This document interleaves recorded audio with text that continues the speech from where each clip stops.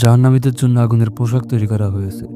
তাদের মাথার উপর ফুটন্ত পানি ঢেলে দেওয়া হবে, ফলে তাদের পেটে যা আছে এবং চর্ম গলে বের হয়ে যাবে।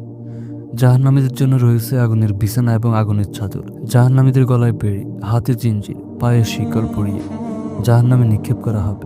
জাহান্নামীদেরকে জাহান্নামে সাউথ নামক আগুনের পাহাড়ে চড়ানো হবে। জাহান্নামীদেরকে সেখানে পুজ মিশানো পানি পান করানো হবে। পুজের ন্যায় পানি দেওয়া হবে, যা তাদের মুখমণ্ডল দগ্ধ করবে। অসৎ দুর্গন্ধময় তিক্ত কাঁটাওয়ালা জাক্ষুম বৃক্ষ জাহান্নামীদেরকে খানা হিসেবে দেওয়া হবে। জাহান্নামীদেরকে মারার জন্য লোহার হাতুড়ি থাকবে। জাহান্নামীদেরকে এক শিকলে বাঁধা অবস্থায় জাহান্নামের কোনো এক সংকীর্ণ স্থানে নিক্ষেপ করা হবে।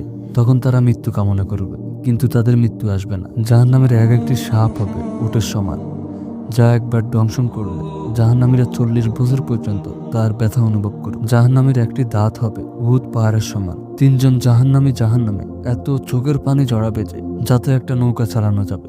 জাহান্নামে কাফেরের কাদের মাঝের দূরত্ব হবে কোনো দ্রুতগামী ঘোড়ার 3 দিনের চলার পর।